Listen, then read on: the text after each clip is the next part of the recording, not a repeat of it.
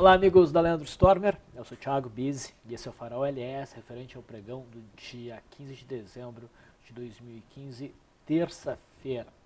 Vamos às movimentações dos mercados. A gente tem na tela o gráfico diário do índice Bovespa. Nós tivemos um dia de levíssima alta, 0,28, que no começo do pregão foi uma alta mais expressiva, mas o mercado acabou devolvendo esse movimento do início do pregão.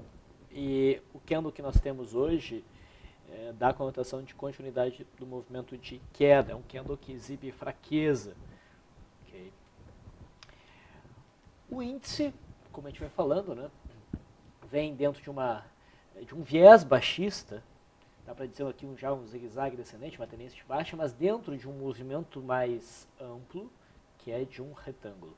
Tá, que tem suporte aqui nos 44 mil pontos e resistência por volta dos 49.500 pontos. Nossa expectativa é que o mercado tente buscar os 44 mil pontos e particularmente torço para que não rompa esse patamar e segure ele. Acredito que vai segurar. A expectativa então para amanhã é de continuidade desse movimento baixista. Tá? Mas amanhã é um dia importante por duas coisas. Né? Primeiro, amanhã nós temos decisão do Fed nos Estados Unidos, então, sobre juros. Né? Há uma expectativa muito maior que das outras vezes por uma elevação da taxa de juros, isso pode dar uma movimentada nos mercados. Na minha opinião, isso já deve estar em boa medida precificado, mas pode trazer bastante volatilidade. Né? A divulgação, por conta dessa diferença de horário, usualmente era às 3 horas da tarde, horário Brasília, mas dessa vez vai se dar no fechamento do mercado, às 17 horas. E amanhã nós temos também no STF o julgamento do rito do impeachment. A gente sabe que o mercado vem tendo um drive, aqui no Brasil, um drive muito político, e isso também pode levar a uma volatilidade importante amanhã. Então, amanhã tende a ser um pregão interessante. Outro detalhe, né, para piorar tudo, amanhã a gente tem o vencimento do contrato do mini, não só do mini, né, mas do contrato futuro, vencimento Z15. Então a gente costuma olhar aqui o WIN Z15, esse amanhã morre, tá? Então ele passa a perder liquidez, já a partir do meio-dia já não deve ter quase nada de liquidez. Então é importante que a gente acompanhe o WIN G16. Que vocês podem perceber, passou a ganhar liquidez hoje. Então, amanhã, troca de contrato no índice, tá, pessoal? Não se esqueçam disso. Então, tem bastante coisa acontecendo amanhã. Vamos olhar ainda o WINZ, nos despedir desse contrato. Apesar do viés baixista, tá, no gráfico intradiário, expectativa pela manutenção do movimento de queda, hoje foi um dia inicialmente altista e que a gente até fechou positivo, como vocês puderam ver. A gente tem uma formação de um primeiro movimento aqui, meio bagunçado. Houve o rompimento, esse primeiro movimento, um rompimento que não convenceu muito. Eu, particularmente, não quis abrir posição dentro do método Bizzi. Né? E estava correto, o mercado deu para trás realmente nesse movimento e fechou na mínima. Tá? E esse fechamento fica com cara, sim, de amanhã, se esse contrato tivesse continuidade, né? De dar continuidade ao movimento de queda. Mas amanhã nós veremos o ING16. E esse fez um movimento muito similar. Não chegou a fechar na mínima, tá? Mas também fechou demonstrando fraqueza. O mercado americano, o que nós vimos ontem, foi o mercado respondendo ao fundo de novembro, né, nos dando aí um candle de conotação altista. A gente esperava um movimento de alta para hoje. Claro que a gente deveria confirmar pela superação da máxima de ontem, e tudo isso aconteceu. O mercado americano deve prosseguir nesse movimento de alta, em busca dessa faixa de resistência do retângulo. É claro que aqui já está chegando próximo do miolo da congestão, tem as médias aqui para ser um pequeno obstáculo, mas considerando que a gente está no movimento lateral, elas perdem bastante da sua força. Mesma coisa tivemos no S&P 500 futuro, um movimento até mais intenso de recuperação. A expectativa também é de manutenção do movimento de alta em busca dessa faixa de resistência. No dólar, eu gosto de olhar o contrato sem qualquer tipo de ajuste. O dólar teve um novo dia de indecisão, né? Chegou a subir e devolveu a movimentação altista. Nesse dia teve, na verdade, um dia bem mais search and destroy. Tá? O gráfico diário não diz muita coisa, a gente está dentro de uma congestão, ainda vejo um viazinho altista para a gente buscar essa faixa de resistência de forma mais clara. No momento, não há nenhuma nova operação a ser feita aí. O que a gente deve ficar muito atento é na possibilidade do rompimento dessa faixa de resistência aqui. Tá? Esse rompimento seria bastante importante. No intraday, a gente olha o WDOF16, considerando o mini. Nós tivemos uma abertura em leve baixo, mantendo um pequeno gapzinho aberto no primeiro candle. Né? A gente fechou esse gap, rompemos a linha d'água e tivemos acionamento desse rompimento de linha d'água que era operável. Né? Não tinha posição ideal pela proximidade com a média de 20 períodos contrária, mas dava para operar. O mercado não chegou a bater no alvo pelo método BISE, pelo método André atingiu. Tá? Pelo método BISE o alvo de volatilidade não foi alcançado, houve stop pela média móvel de 9. E depois o mercado rompeu de novo a linha d'água, sugerindo um dia mais tradicional, rompendo para um lado, rompendo para o outro. E realmente nós tivemos um dia bem errático, típico de um dia que a gente costuma chamar, né, de Search and Destroy. Não há um viés muito claro, tá? Eu vejo ainda um viés levemente altista, mas qualquer coisa pode acontecer no pregão de amanhã. O ponto mais forte de suporte continua sendo o gap do dia 11, que oferece suporte em 3.857. O juro vem andando de lado, o terceiro pregão que se movimenta de lado depois do rompimento confirmado do dia 10. Dentro desse cenário, esse é um padrão altista, tá? Que tende a se resolver agora. Geralmente, candles de dúvida vem em 3. Tá? Por exemplo, aqui, 3 candles de dúvida, teve um movimento direcional. Tá? É bem possível que a gente tenha uma movimentação direcional amanhã, mesmo que seja para baixo, pode acontecer. Nesse caso, o cenário ainda fica altista porque se espera suporte em 15.850. Tá? Mas, num prazo maior, a expectativa de uma movimentação altista em busca do topo de setembro. Indo para as ações, a Vale conseguiu subir mais hoje, vem formando esse repique na nossa cara, mas dificultando um ponto de entrada. Tá? A gente discutiu isso ontem. Hoje nós temos tanto um gap de fuga que dá para operar, tá? Quanto também um pequeno zigue-zague ascendente, um pivôzinho de alta, ainda distante da média móvel de 20 períodos. Não é um cenário raro. Tá? Superação e o volume foi bom hoje, então a superação da máxima da Vale hoje pode levar então à busca da média móvel de 21 períodos e ao teste dessa próxima resistência de gap aqui por volta dos 10,77, 10,80. Tá? Então é possível sim pensar numa operação de swing trade curtinho. Okay. Deixa eu posicionar melhor essa linha aqui. Okay. Vale 3 o mesmo cenário, mas não é tão convidativo para compra quanto a Vale 5. Então, se for buscar a operação na ponta compradora, eu realmente prefiro a Vale 5. Vamos olhar a Brap, como a gente vem olhando, né, ultimamente. Também faz um zigue-zague ascendente, também mantém ali um gap de fuga que dá para ser trabalhado, mas o volume é menor que o da Vale, então também preferiria a operação na Vale. Petrobras também abriu num gapzinho de alta, manteve esse gap aberto, mas está dentro de uma zona bem bagunçada. Não acho que o gráfico esteja assim tão interessante para se trabalhar como um gap de fuga. O volume também foi baixo. Tá? Mesma coisa aqui na PTR3, o volume até foi mais baixo ainda.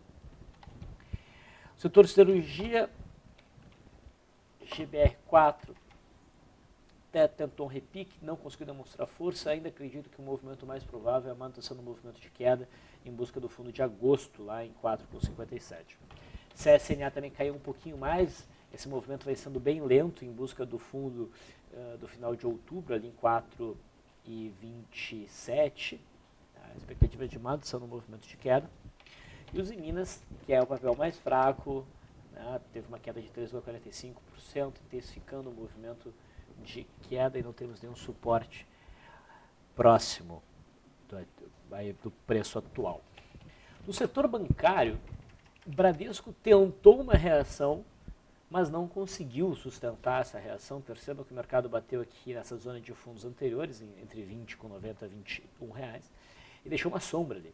Então, parece estar desenhando aí um processo de pullback. Também houve pouco volume nessa movimentação altista.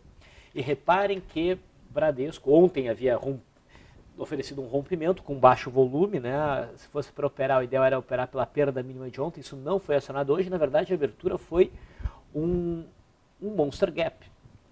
Né? O primeiro monster gap que gera stop por essa mínima aqui. Deixa eu só ter certeza se eu não cheguei a operar, se pela volatilidade a gente teria o stop também. Seria mais ou menos 1,12, 1,2. Na verdade não gerou stop não.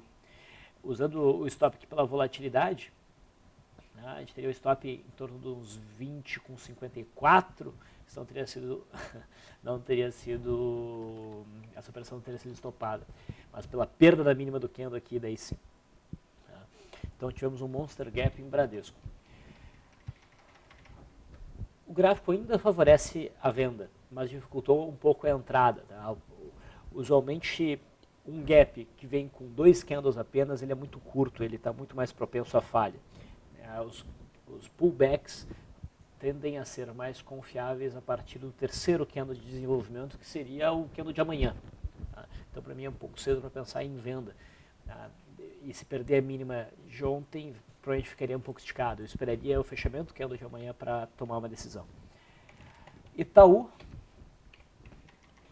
está mais forte, não chega a abrir no Monster Gap, a abertura foi mais leve. O Monster Gap tem que ter abertura na parte, tem que ser uma abertura surpresa, né, que pega os traders de forma desprevenida. Geralmente tem que se dar no 1/3 contrário do fechamento, da direção do fechamento, tá? E de um candle que seja na sua maior parte corpo. Não é bem o caso de Itaú. Nada a ser feito em Itaú. Banco do Brasil também não abriu no Monster Gap, mas vai reforçando aí o cenário dessa LTA. A gente tem a possibilidade de uma cunha ascendente, e se essa LTA for rompida para baixo, crescem muito as chances de o Bradesco cair em busca do fundo de setembro lá em 14,30. Outros papéis que chamam a atenção. Comgás. Bom, Comgás é um papel de liquidez baixa, mas a gente tem aqui um exemplo de uma barra de ignição. Né? A gente tem uma barra sólida que aparece abaixo da média móvel de 20 períodos, fecha acima, vira a média para cima, tem bom volume e no seu desenvolvimento limpou várias máximas prévias. Então, essa aqui é uma barra de ignição que poderia ser operada, mas é um papel de baixa liquidez. Tá? Então, fica aí mais pela questão didática. Semig nos chamou a atenção ontem, né? Estava bem avaliada nas tabelas de trade ali da página do Farol, mas dependendo da perda mínima de ontem para confirmar. Tá? Por quê? Porque o papel estava um pouquinho esticado. Eu tinha receio realmente, se ele não perdesse a mínima, ele fazer um movimento contrário, foi o que aconteceu hoje. Então a intenção de venda em Semig fica abortada, ela não teve êxito hoje, não teve acionamento. E no intraday, inclusive, né, a gente teve aqui uma barra elefante altista, que teve seu alvo praticamente na máxima do dia. Né? Setor elétrico, né, teve uns movimentos interessantes. Copel, gostaria de ver o papel prosseguindo no movimento de queda, como a gente falou ontem, né, vindo buscar aqui a faixa dos 23,60, mas o papel ofereceu uma reação hoje.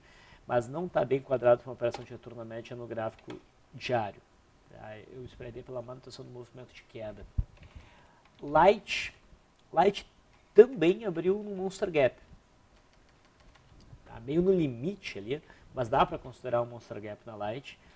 A gente teve uma barra relativamente forte queda ontem, uma abertura bem na parte superior dessa barra hoje. Aqui o acionamento se deu e fluiu muito bem. A gente teve uma alta de quase 3,6% depois do acionamento da máxima do primeiro candle. Então quem assistiu a semana do Trader, a semana já teve vários papéis para operar, né, no setup de day trade que eu ensinei. Magazine Luiza foi o Monster Gap mais forte de hoje. O papel tinha um cenário baixista, ontem até estava ameaçando o rompimento dessa consolidação. Rompeu, na verdade, mas com o candle que não demonstrou tanta força assim. Né? Se fosse operar, teria que ser pela perda mínima, mas olha, a abertura do candle de hoje se deu muito acima de todo esse candle aqui. Então, sim, é um Monster Gap, mas foi difícil de operacionalizar esse Monster Gap, porque até no intraday teve um gap em relação ao primeiro candle do dia. Mas quem conseguiu entrar, teve a oportunidade de botar uns 16, quase 17% no bolso. E depois desse movimento devolveu tudo, né? Tá com cara até de continuar o movimento de queda, dependendo daí do acionamento da mínima de hoje, amanhã, quarta-feira. Tá bom? O IBR3, a gente já chamou a atenção desse papel, não na parte do vídeo, mas na parte dos papéis, ali na página do Farol, a gente chamou a atenção para esse papel ontem. Né? Teve um martelinho ali, que na verdade é mais uma estrelinha. Essa foi acionada, o papel começa a marcar um fundo e tem espaço para repicar. O IBR3. O IBR4 tinha dado um sinal até antes, né, no pregão de sexta-feira já, né, uma estrelinha acionou já ontem e hoje acelera esse movimento e ganha volume. Tá? O IBR está tendo uma certa relação com o BBTG e Brasil Farma. Então esses papéis começam a repicar, esse aqui também está conseguindo repicar agora. Eu poderia até chamar isso aqui de uma barra de ignição, tá? Apesar do papel já ter andado um pouco, essa barra é significativa, fechou na máxima, tem mais volume, limpou várias máximas prévias e tem um bom espaço até a média móvel de 21 períodos. Então seria possível buscar um trade na compra, superação dessa máxima com stop aqui abaixo da mínima, mais o IBR4 do que o IBR3. Falando em Brasil, em BBTG, né? O BBTG deu continuidade ao movimento de alta hoje, nada muito intenso, mas está subindo. E Brasil Farma ainda não foi na direção esperada. Tivemos aí um novo dia corretivo, mas a expectativa segue sendo de alta. E para finalizar, SLC 3 está testando aqui uma zona de suporte, numa congestão enorme, aí por volta aqui dos 15,55. Hoje faz um Arami com sombras inferiores importantes, um Arami Cross, na verdade, a superação da máxima de hoje abriria espaço para uma recuperação, mas não chega a ser um sinal lá muito forte, mas chama a atenção. Então, acho que esses foram os principais movimentos. O BBRK3 continua subindo forte, MIUS 3 acelera o movimento de queda e a NIM3 que a gente mencionou ontem acionou a barra de ignição e continua o seu movimento de queda. Então, é isso que a gente teve de mais interessante. Eu vou finalizando por aqui, agradeço a audiência de vocês e até amanhã.